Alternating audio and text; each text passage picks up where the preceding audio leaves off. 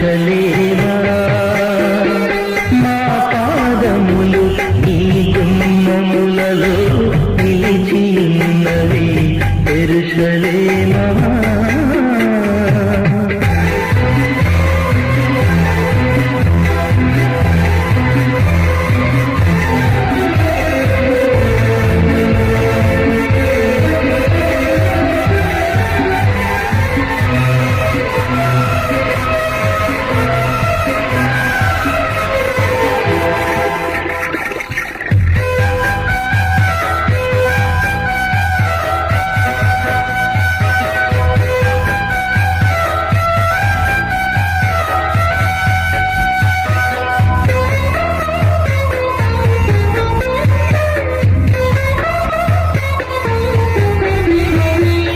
ఎరుషలేమా నిన్ను ప్రేమించువారు వర్ధిల్లుదురు.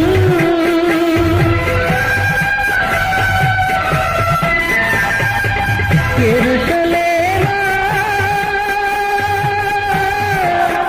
నిన్ను ప్రేమించువారు వర్ధిల్లుదురు.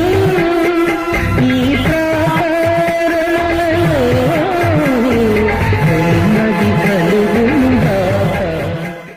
Praise the Lord.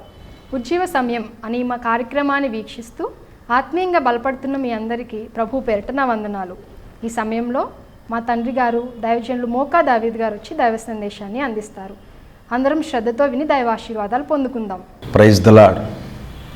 ప్రభునందు ప్రియులారా, దేవుడు మనందరినీ ప్రేమించి ఈ డిసెంబర్ నెల 27వ తారీఖు 2021 సంవత్సరం ఆయన పాదాల దగ్గర మనం గడపటానికి దేవుడు మనందరినీ కూడా సమకూర్చారు. మన ముందు ఇంకా కొద్ది దినాలు మాత్రమే ఉన్నాయి, ఒక 3-4 దినాలు. అయితే దేవుడు మనందరినీ జ్ఞాపకం చేసుకుని 2022వ సంవత్సరపు దయా కిరీటాన్ని అందరికీ ధరింపచేసి ఆశీర్వాదకరమైనటువంటి సంవత్సరముగా దేవుడు మార్చేటట్లు ప్రభు సన్నిధిలో ప్రార్థన చేసుకుందాం. కృపామయుడైన మా తండ్రి, పరిశుద్ధుడైన దేవా, నీ వందనాలు నాయన. 2020వ సంవత్సరము 2021వ సంవత్సరము, ఈ 2 సంవత్సరాలు ప్రభువా మా దేశాన్ని, మా రాష్ట్రాన్ని, ప్రపంచాన్ని కరోనా అనేటువంటి మహమ్మారి ప్రభువా ఎంతగానో నాయన మరి బాధించింది నాయన. అనేక మంది లోకాన్ని వదిలిపెట్టి వెళ్ళిపోయారు నాయన. ఆర్థికమైన ఇబ్బందులు నాయన, ఎన్నో సమస్యలతో ప్రభువా ప్రతి కుటుంబము నాయన ప్రభువా బాధపడింది నీకు తెలుసు నాయన. దయచేసి మీరు కనికరించండి. 2022వ సంవత్సరం మా అందరికీ దయాకిరీటంగా ధరింపచేయమని, అది ఆశీర్వాదకరమైన సంవత్సరంగా మీరు మార్చమని, ఈ కరోనా అనేటువంటి వైరస్ను పూర్తిగా మీరు నిర్మూలన చేయమని ప్రభువా, నీకు విరోధమైన జ్ఞానమైనను ఆలోచనను నిలవదని మీ వాక్యం చలవిస్తుంది. మరి ఒకవేళ మనుషులు ఇదిగో తండ్రి వ్యతిరేకంగా ఇలా వైరస్ తయారు చేసి వాటిని విడిచిపెడుతున్నారని కొంతమంది చెప్తున్నారు. అది నిజమైతే ప్రభువా వారి ఆలోచనలు తారుమారు చేసి ప్రభువా నాయన ఇదిగో తండ్రి ఈ తెగుళ్ళు మీరు ఆపమని మీ సన్నిధిలో ప్రార్థిస్తూ ఉన్నాం. ఇప్పుడు వాక్యము నుంచి మాతో మాట్లాడమని యేసు నామమున అడుగుచూ ఉన్నాము తండ్రి, ఆమేన్. ప్రభునందు ప్రియులరా, దేవుని వాక్యాన్ని మనము ధ్యానం చేద్దాం. ఈరోజు నేను మీతో మాట్లాడే ధ్యానాంశము దేవుడు మానవాడిగా మారటం అనేటువంటి అంశాన్ని నేను మీ దృష్టికి తీసుకురావాలని ఆశపడుతున్నాను. దేవుడే మానవాడిగా మారి ఈ లోకానికి ఆయన వచ్చాడు. దేవుని వాక్యాన్ని మనం చూసినట్లయితే ఆది యందు వాక్యము ఉండెను, వాక్యము దేవుని యొద్ద ఉండెను, ఆ వాక్యమే దేవుడై ఉండెను. ఆ వాక్యము శరీరధారి అయి కృపాసత్య సంపూర్ణుడిగా మన మధ్య నివసించను అని యోహాను సువార్త 1వ అధ్యాయము మొదటి 2 వచనాలు, ఆ తర్వాత 14 వచనంలో ఈ మాటలు వ్రాయబడ్డాయి. అయితే దేవుని యొక్క వాక్యాన్ని మనం చూసినప్పుడు దేవుడే ఆయన ఈ లోకానికి మానవుడిగా వచ్చినట్లుగా మనం చూస్తున్నాం. అపోస్తలుడైనటువంటి పౌలు గారు ఫిలిప్పీ పత్రిక 2వ అధ్యాయము 6వ వచనము 8వ వచనము 8వ వచనములో కొన్ని విషయాలు తెలియచేశాడు. ఆ మాటలు కూడా మనం చదువుకుందాం. ఆయన దేవుని స్వరూపము కలిగిన వాడయుండి దేవునితో సమానముగా ఉండుట విడిచిపెట్టకూడని భాగ్యమని ఎంచుకొనలేదు గాని మనుషుని పోలికగా పుట్టి దాసుని స్వరూపమును ధరించుకుని తన్ను తాను రిక్తునిగా చేసుకునేను. మరియు ఆయన ఆకారమందు మనుషుడిగా కనబడి మరణము పొందినంతగా, అనగా శిలువ మరణము పొందినంతగా విధేయత చూపిన వాడై తన్ను తాను తగ్గించుకునెను. ఈ భాగములో అపోస్తుడైనటువంటి పౌలు అనేటువంటి మహాభక్తుడు యేసుక్రీస్తు ప్రభువారి యొక్క దైవత్వము, ఆయన మానవత్వాన్ని గురించి ఈ భాగములో ఆయన తెలియచేశాడు.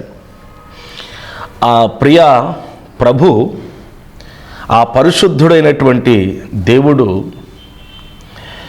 దేవుడై ఉండి ఆయన మనుష్యుడిగా ఈ లోకానికి వచ్చాడు అనే మాట ఈ భాగములో మనం చూస్తూ ఉన్నాం. ప్రభునందు ప్రియులరా, ఈ భాగములో అపోస్తుడైన పౌలు గారు ఒక 5 లేదా 6 మాటలను ఈ భాగములో తెలియచేశాడు. మొట్టమొదటిగా ఆయన ఏమని చెప్తున్నాడంటే 6వ వచనములో ఆయన దేవుని స్వరూపము కలిగిన వాడు అనే మాట మనం చూస్తున్నాం. ఆయన దేవుని యొక్క స్వరూపము కలిగిన వాడు, దేవునితో ఉన్నవాడు. ఆ దేవుడు మనిషిని పోలికగా పుట్టాడు. మానవాణ్ణి రక్షించటానికి, మానవాణ్ణి విమోచించటానికి దేవుడే మానవుడిగా ఈ లోకములో ఆయన పుట్టవలసి వచ్చింది. ఆయన మనుషుని పోలికగా పుట్టాడు ఈ లోకంలో. రెండోది, దాసుని యొక్క స్వరూపమును ఆయన ధరించుకున్నాడు అనే మాట మనం చూస్తున్నాం. దేవుడే మనుషునిగా పుట్టి ఆ తర్వాత ఆయనంట దాసుని యొక్క స్వరూపాన్ని ధరించుకున్నాడు. మూడవ మాట ఏం చెప్తున్నాడంటే తనను తాను రిక్తునుగా చేసుకుని ఉన్నాడు. అంటే సమస్తమును ఆయన విడిచిపెట్టి దేవత్వాన్ని, దేవలోకాన్ని, దైవత్వాన్ని, దేవునిని సమస్తమును ఆయన విడిచిపెట్టి తనను తాను రిక్తునుగా ఆయన చేసుకున్నాడు. ఆ తర్వాత ఆయన విధేయత చూపించాడు అనే మాట మనం చూస్తున్నాం. విధేయత, ఆయన కుమారుడై ఉండి విధేయతను చూపించాడు. తనను తాను బహుగా తగ్గించుకున్నాడు. ఆ తర్వాత ఆయన శిలువ మరణము పొందటానికి ఆయన ముందుకొచ్చాడు.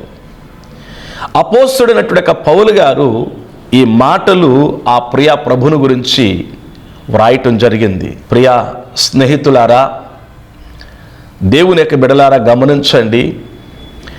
యేసు ప్రభుల వారు దేవుడై ఉండి మానవాడిగా ఆయన ఈ లోకానికి ఎందుకు వచ్చాడు అంటే, ఈ పౌలు గారు 1 తిమోతి పత్రిక 1వ అధ్యాయంలో ఏమని పరిచయం చేస్తున్నాడు అంటే, 1 తిమోతికి వ్రాసిన పత్రిక 1వ అధ్యాయము 15వ వచనం, పాపులను రక్షించుటకు క్రీస్తు యేసు ఈ లోకమునకు వచ్చనను వాక్యము నమ్మదగినదియు పూర్ణ అంగీకారమునకు యోగ్యమునై ఉన్నది అన్నాడు. యేసు ప్రభుల వారు మనుషుని యొక్క పోలికగా పుట్టి దాసుని యొక్క స్వరూపాన్ని ధరించుకుని తనను తాను రిక్తునిగా చేసుకుని విధేయత చూపుచు తనను తాను తగ్గించుకుంటూ శిలువ మరణము పొందటానికి ఎందుకు వచ్చాడు అంటే, పాపులను రక్షించటానికి. ఈ లోకములో ఉన్నటువంటి ప్రతి మనిషిని ఆయన రక్షించటానికి ఈ లోకానికి వచ్చాడు.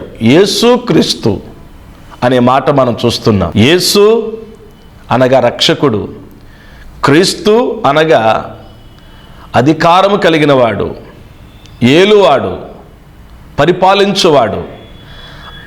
మానవాణ్ణి పాపము ఏలుబడి చేస్తుంది. మానవాణ్ణి పాపము దాసుడిగా చేసుకుంది.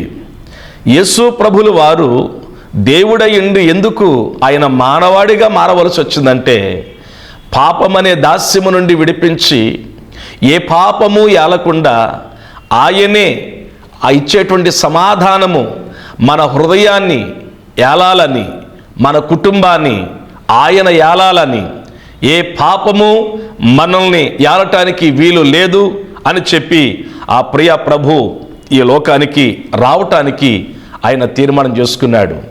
గమనించండి, ఆకాశములు మహా ఆకాశములు పట్టజాలనటువంటి దేవుడు ఆయన తనను తాను తగ్గించుకుని ఈ భూలోకానికి ఆయన వచ్చాడు అంటే అది సామాన్యమైనటువంటి విషయం కాదండి. దైవ సన్నిధిలో ఆయన దేవుడయ్యుండి మనుష్యుని పోలుగుగా ఈ లోకానికి రావటం అనేది ఈ భూప్రపంచములో అద్భుతాలలో మహా అద్భుతము, ఆశ్చర్యమైనటువంటి కార్యం ఏదైనా ఉందంటే దేవుడే మానవాడిగా ఈ లోకానికి రావటం, ఇదే అద్భుతము. ప్రభునందు ప్రియ దేవుని బిడ్డలారా, అపోస్తుడైన పౌలు అందుకే అంటున్నాడు, ఆయన దేవుని కుమారుడై ఉండి మనుష్యుడిగా ఈ లోకానికి ఆయన వచ్చాడు. మనుష్యునిగా ఈ లోకములో ఆయన జన్మించాడు. ఆయన ఈ లోకములో మనుష్యుడిగా, దేవుడే మనుష్యుడిగా ఈ లోకానికి ఆయన రాబోతున్నాడు అనటానికి గుర్తేమైనా ఉందంటే, ఆనాటి కాలములో భక్తులు కొంతమంది ఆయన గురించి ప్రవచించారు. బిలాము అనే ప్రవక్త ప్రవచించాడు, యాకోబులో నక్షత్రము ఉదయించును, ఈ ప్రజలను పాపము నుండి విడిపించి ఏలువాడు ఈ లోకానికి వస్తూ ఉన్నప్పుడు, ఆయన పుట్టినప్పుడు నక్షత్రము ఉదయిస్తుంది అని ప్రవచించాడు. అందుకే యేసయ్య ఈ లోకములో మానవాడిగా వచ్చినప్పుడు నక్షత్రము ఉదయించింది. ఆ నక్షత్రము యేసు ప్రభువారు ఉన్న స్థలానికి వారిని నడిపించింది.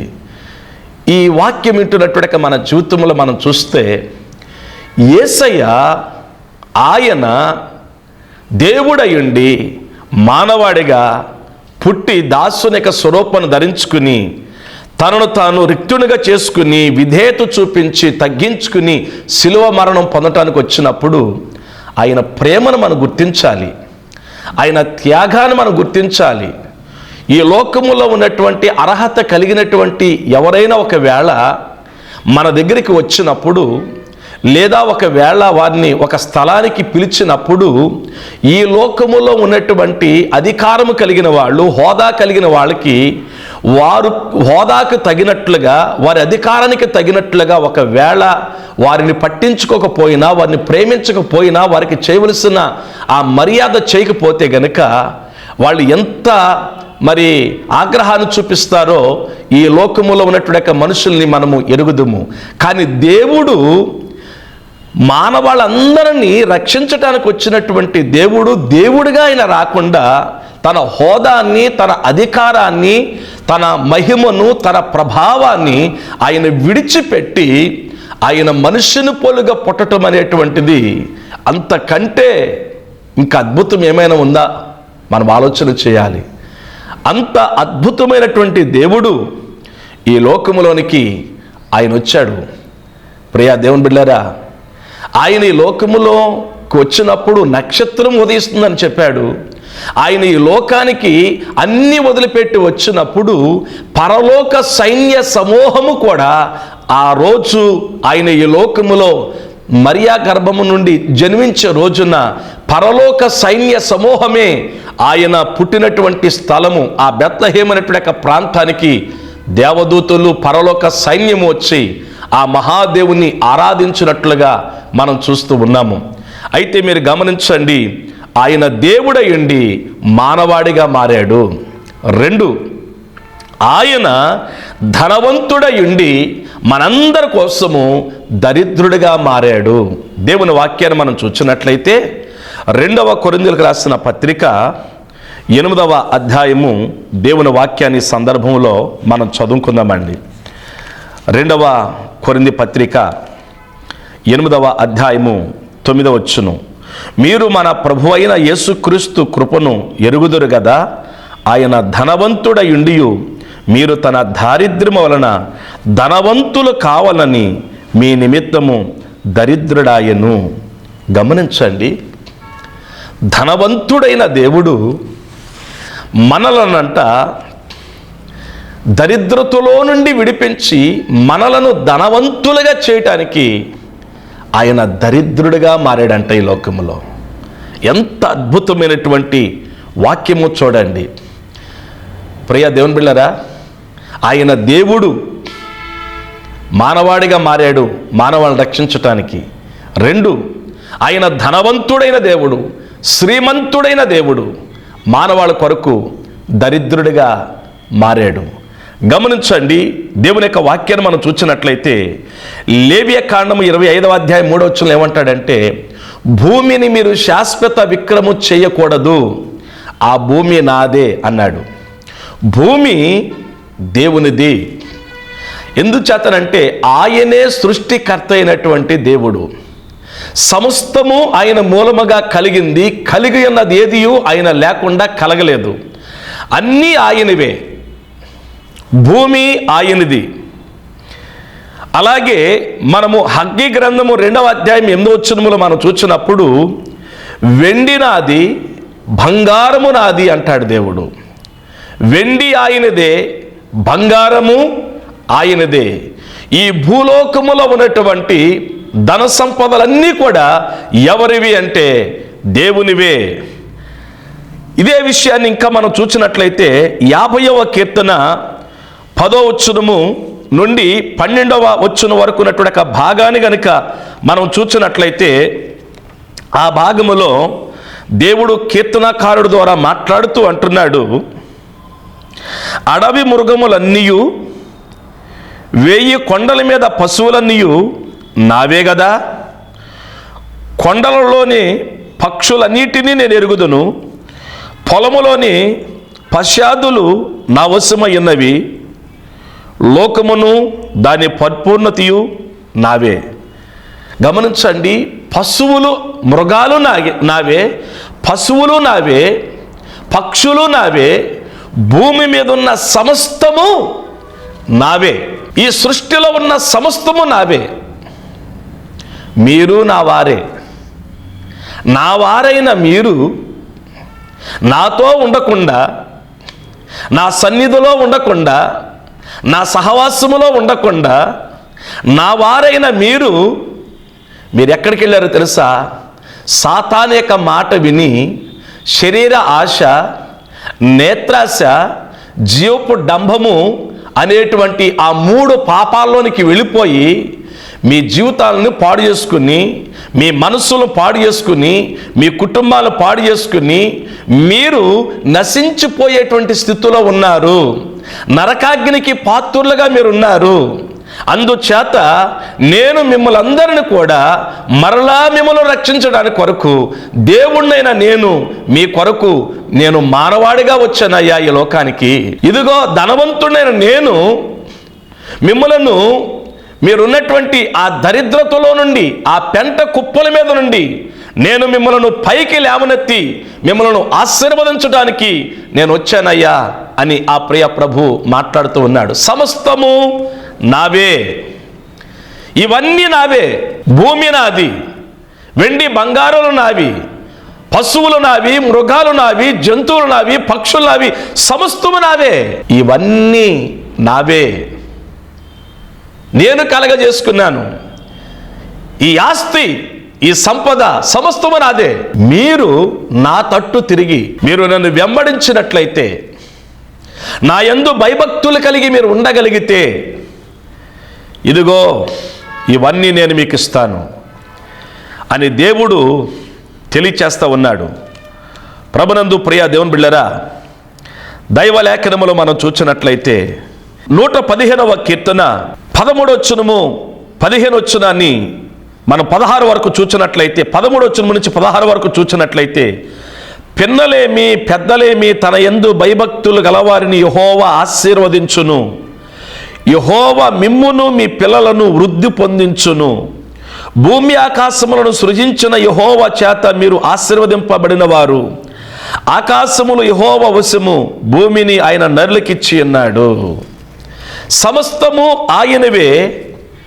ఆయన యందు భయభక్తులు కలిగినటువంటి వారికి ఆయన ఇవన్నీ ఇచ్చేస్తున్నాడు. రండి నా దగ్గరికి, నేను మీకు ఇస్తానని చెప్పి ఈ లోకములో యేసయ్య ఎప్పుడైతే ఆయన దేవుడిగా ఉండి మానవాడు కొరకు ఆయన ఈ లోకానికి వచ్చి తనను తాను రిక్తునిగా చేసుకుని మనుషుని పోలుగా పుట్టి మానవాళ్ళందరినీ రండి నా యొద్దకు అని చెప్పి పిలిచినప్పుడు ఎవరైతే పాపములో నుండి లోకములో నుండి చెడు వ్యసనాల నుంచి విడుదల పొందుకుని ఆ ప్రియ ప్రభు దగ్గరికి వస్తారో ఆ వచ్చినప్పుడంట ధనవంతుడైనటువంటి దేవుడు ఇవన్నీ వాళ్ళందరికీ ఇచ్చేస్తాడంట అండి. గమనించండి, తల్లిదండ్రులు కష్టపడి చెమటొడిచి రూపాయి కూడగట్టి ఏం చేస్తారు, అవన్నీ సమకూర్చి పిల్లల్ని పిలిచేమంటారంటే, ఇదిగో ఇవన్నీ మీకోసమే మేము కష్టపడ్డాం, మీరు తీసుకోండి అని చెప్పి తల్లిదండ్రులు తమ కుమారులకి తమ కుమార్తెలకి ఇచ్చి వాళ్ళకి ఏమీ లేకోకుండా చేసుకునేమంటారంటే, నన్ను మీరు చూస్తే చాలు, ఇవన్నీ మీరు తీసుకోండి అని చెప్పేసి ఇవ్వటం జరుగుతుంది. అయితే దేవుడే మనకి తండ్రి తల్లిగా ఉండి దేవుడు అంటున్నాడు, నావన్నీ మీకు ఇస్తాను అంటున్నాడు. ధనవంతుడైన దేవుడు అన్నీ మీకు ఇస్తానంటున్నాడు. మనం సమాజంలో చూస్తున్నాం, కన్నా తల్లిదండ్రులు ఆ విధంగా కష్టపడి అన్ని బిడ్డలకు ఇచ్చిన తర్వాత మీరు నన్ను చూస్తే చాలు, ఇంకా నాకేమక్కర్లేదని చెప్పి పిల్లల్ని నమ్ముకున్నప్పుడు అదే పిల్లలు అదే కన్నా తల్లిదండ్రుల్ని ఇంటిలో నుండి బయటికి నెట్టివేస్తే చెట్ల కింద లేదా అనాథి హాస్టల్లో ఈనాడు ఉన్నప్పుడు వాళ్ళు వెళ్ళి పలకరిస్తే, మేము కోట్ల రూపాయలు సంపాదించామయ్యా, మా పిల్లలకి ఇచ్చేసా, మాకేవద్దు, మీరు బాగుంటే చాలు అని చెప్పి ఈరోజు మేము ఈ దరిద్రత అనుభవిస్తున్నామని చెప్పే తల్లిదండ్రుల సమాజంలో మనం చూడట్లేదా? నా ప్రియ ప్రభు ధనవంతుడయుండి ఐశ్వర్యవంతుడయుండి మన నిమిత్తము దరిద్రుడిగా మారాడంట. నా ప్రియ దేవుని బిడ్డలారా, ఒకరోజు యేసు ప్రభు వారిని దగ్గరికి వచ్చి మనం చూసినట్లయితే బైబిల్ ఏమని వ్రాయబడిందంటే, మరియా తల్లి యేసు ప్రభు వారికి జన్మనిచ్చిన తర్వాత లూకాసు వార్త మనము 2వ అధ్యాయము 7వ వచనాన్ని ఒకసారి మనం చదివినట్లయితే ఆ ప్రియ ప్రభుని గురించి ఏమని వ్రాయబడిందంటే, లూకాసు వార్త 2వ అధ్యాయము 7వ వచనములో, తన తొలుచూలు కుమారుని కని పొత్తుగుడ్డలతో చుట్టి సత్రముల వారికి స్థలము లేనందున ఆయనను పశువుల తొట్టులో పరుండబెట్టాను. చూచారండి, ఆయన పశువుల తొట్టిలో పరుండబెట్టారంట. అంతా ఇచ్చేసాడు ఆయన అందరికీ, ఆయన దగ్గర ఏమీ లేదు, కానీ ఆయన ఉండటానికి కూడా స్థలం లేదు. ఆ ప్రియ ప్రభువారి దగ్గరికి ఒక ఆయన వచ్చి అన్నాడు, ప్రభువా, నువ్వెక్కడికి వెళ్ళినా నీ వెంట నేను కూడా వస్తానయ్యా అన్నాడు.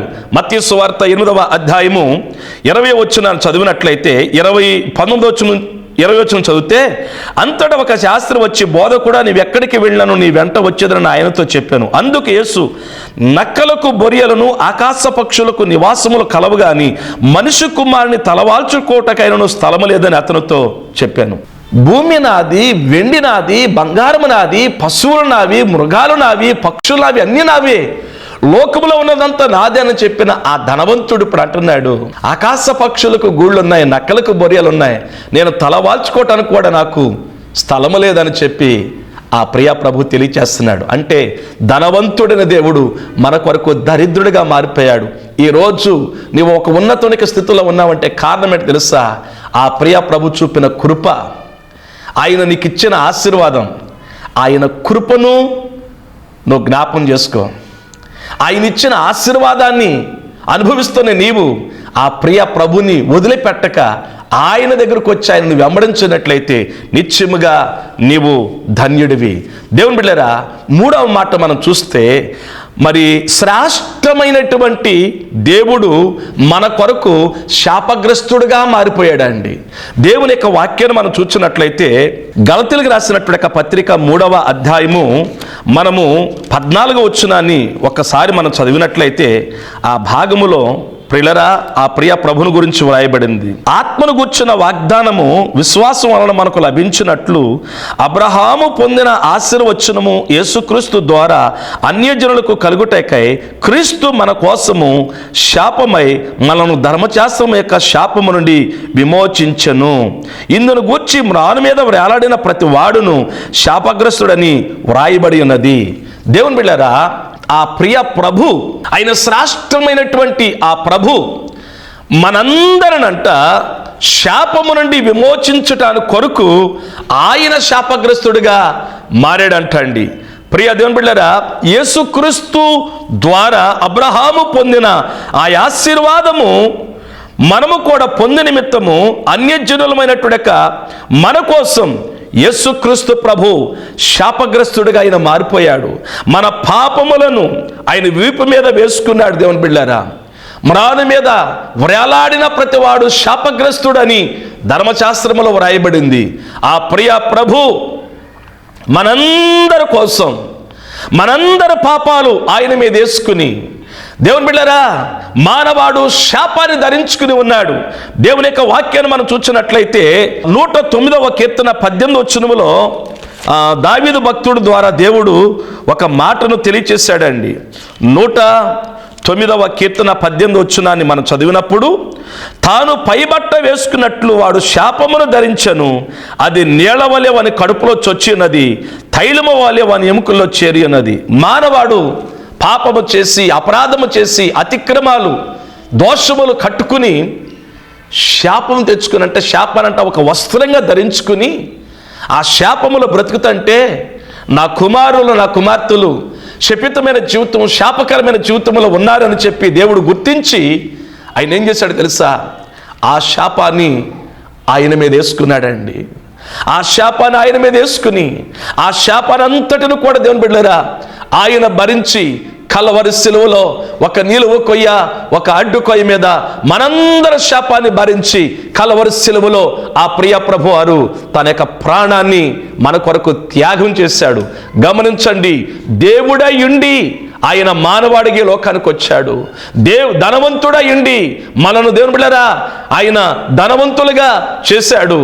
శాపకరమైన జీవితంలో మనముంటే శ్రేష్ఠుడైనటువంటి ప్రభు మన కొరకు ఆయన శాపముగా మారి మన శాపము నుండి ఆయన మనల్ని విడిపించాడు. దేవుని బిడ్డలారా, మన మీద నిలిచి ఉన్న ఆ శాపం, వస్త్రం వలె ధరించినటువంటి ఆ శాపం ఎముకల్లోనికి, అవయవాలోనికి వెళ్ళిపోయి, దేవుని బిడ్డలారా ఏ పని చేసినా శాపం, అడుగు పెడితే శాపం, ఎక్కడికి వెళ్ళిన శాపం, శాపకరమైనటువంటి ఆ జీవితం కలిగినటువంటి మానవాళిని శాపము నుండి ఆయన విమోచించి ఆశీర్వాదానికి వారసులుగా దేవుడు మనను మార్చాడు.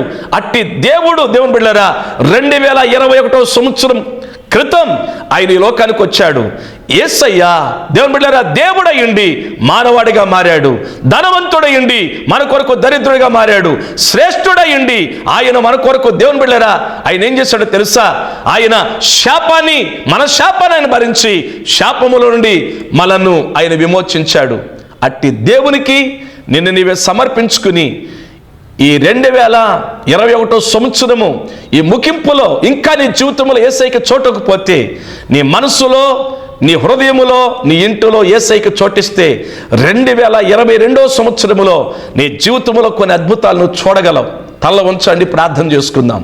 కృపగలిగిన మా తండ్రి, దయామయుడమైన దేవా, నీకు మా హృదయపూర్వక వందనాలు చెల్లిస్తూ ఉన్నాం. అయ్యా, మేమే పాటి వారమయ్యా.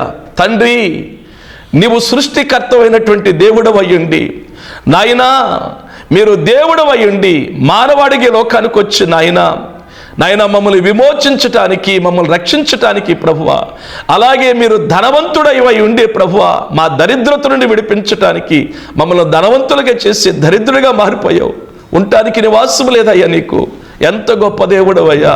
ఇదిగో తండ్రి, శాపాన్ని ధరించుకున్నటువంటి మానవ జాతిని, శాపమునంతటిని కూడా నీ మీద వేసుకుని శాపము నుండి మమ్మల్ని విమోచించి నాయన శపితమైన మరణాన్ని నువ్వు పొంది నాయన ఆ మరణాన్ని నిరర్ధకం చేసి, ఆ మరణాన్ని జయించి నాయనా మీరు తిరిగి లేచిన జయశీలుడు అయ్యా నీకు వందనాలు. ప్రతి కుటుంబాన్ని మీరు రక్షించండి, కాపాడండి. మా ముందు కొద్ది దినాలు మాత్రమే ఉండగా ప్రభువా మార్పు ప్రతి ఒక్కరు కూడా కలిగి నీకు చోటిచ్చి నీ కొరకు జీవించే భాగ్యము దయచేయమని యేసు నామమున అడుగుచున్నాము తండ్రి, ఆమేన్. తండ్రి అయిన దేవుని ప్రేమయు ప్రభును రక్షకుడైన యేసుక్రీస్తు వారి యొక్క దివ్య కృపయు పరిశుద్ధాత్మ దేవుని అన్యోన్య సహవాసము సమాధానం కూడిన మనకును ఆయన వెంబడించేటువంటి సకల భక్తులకును మన రాష్ట్రానికి మన దేశానికి తోడయుండునుగాక, ఆమేన్. అందరికి వందనాలు.